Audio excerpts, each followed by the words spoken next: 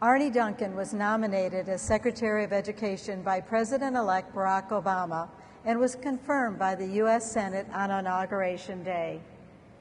Prior to his appointment, he was CEO of the Chicago Public Schools from 2001 through 2008, the longest-serving big city superintendent in the country.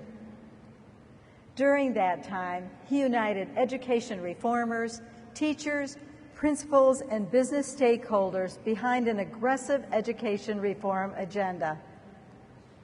During his tenure, reading and math scores for elementary students reached an all-time high. High school students posted gains on the ACT at 3 times the rate of national gains. Secretary Duncan graduated magna cum laude from Harvard University in 1987, where he co-captained his basketball team. From 1987 to 1991, he also played professional basketball in Australia, where he worked with the children who were wards of the state. He credits basketball with his team-oriented and highly disciplined work ethic. Following his remarks, we'll have a few minutes for Q&A. Ladies and gentlemen, please welcome U.S. Secretary of Education, Arne Duncan.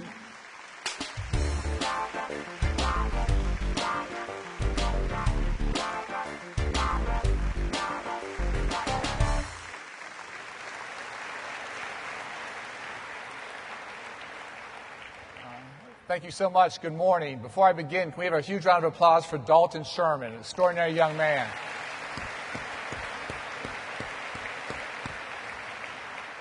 I handed him my resume on the way out because I'm going to be working for him someday. So, a couple of thank yous to Barbara. Thank you so much for the kind introduction. To Ann Bryant, the executive director, can we give a huge round of applause to both of them, please? Thank you so much. And I'm not sure where he's sitting now. This is a large audience, but one of my former bosses is here, Dr. Tariq Butt, a phenomenal board member in Chicago. And he just exemplifies, epitomizes what great leadership is all about. And I want to thank Dr. Butt personally for everything he did to help us improve back home. In 1961, my mother began an after-school inner-city tutoring program on the south side of Chicago and raised my brother, sister, and I as a part of her program. That daily experience was an absolutely formative one for all 3 of us, and we have all tried to follow in her footsteps in various ways. It was work filled with both great heartbreak and amazing triumph.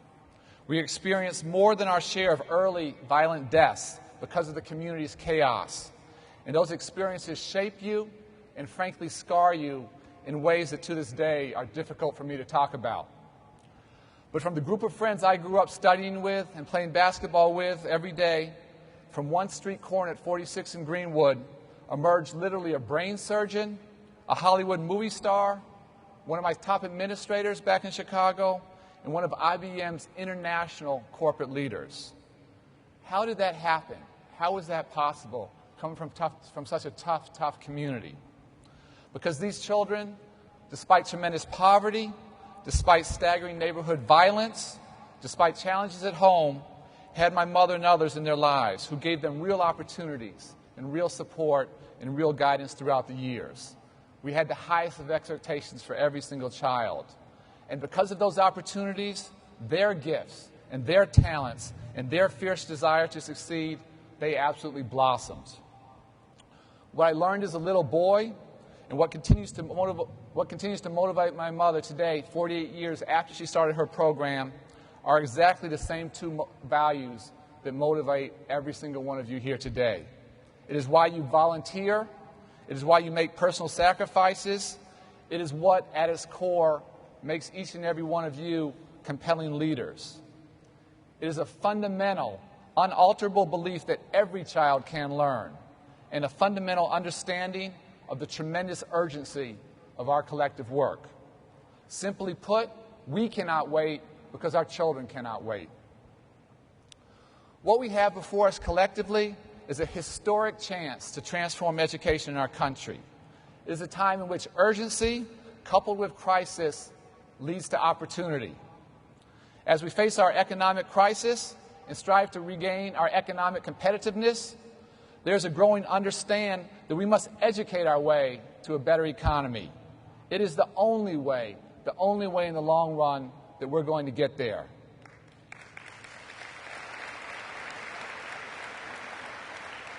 But despite of, or actually maybe perhaps because of, our economic and educational crisis, we also have what I call a perfect storm for reform.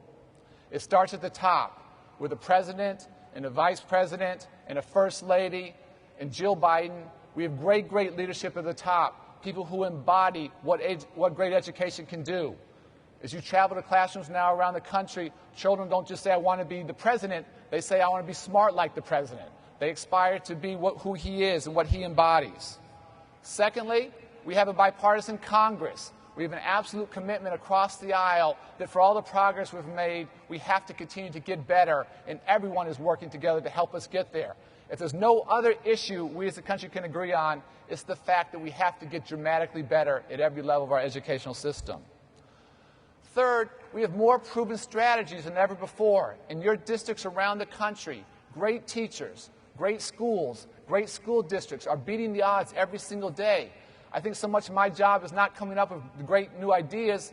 It's really spending time listening and taking to scale what works. We know what's working right. We know the right thing to do for children. We just have to take it to scale and move those pockets of excellence, those islands of excellence, to systems of excellence. And then finally, and not insignificantly, we have some real money to work with. As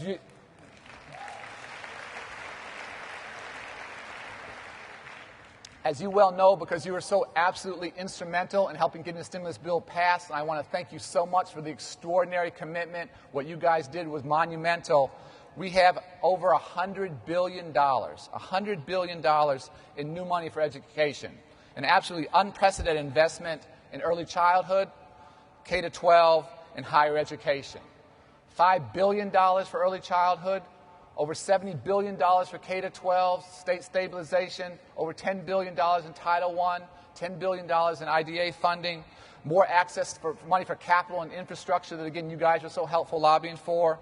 And on the higher ed side, over $30 billion in new money to increase access and opportunity, an absolutely historic level of funding. We've never seen anything like this since the GI Bill.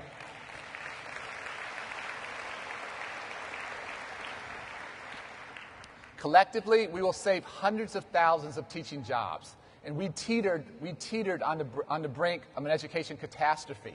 If class size goes from 25 to 40 or 30 to 45, if we lay off librarians and counselors and social workers, we can't get where we need to go. And this money is going to keep teachers teaching and students learning, and nothing is more important than that.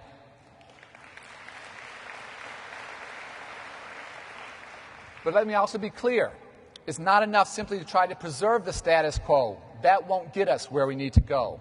If we truly want to reclaim our role as the world's education leader, we must push a strong reform agenda at every level of the educational system. We must strive for transformational change. On the early childhood side, just as we want to create hundreds of thousands of new seats, we want to dramatically increase quality. This cannot be glorified babysitting. We have to make sure our 5-year-olds hit kindergarten ready to learn and ready to read with their literacy and socialization skills intact.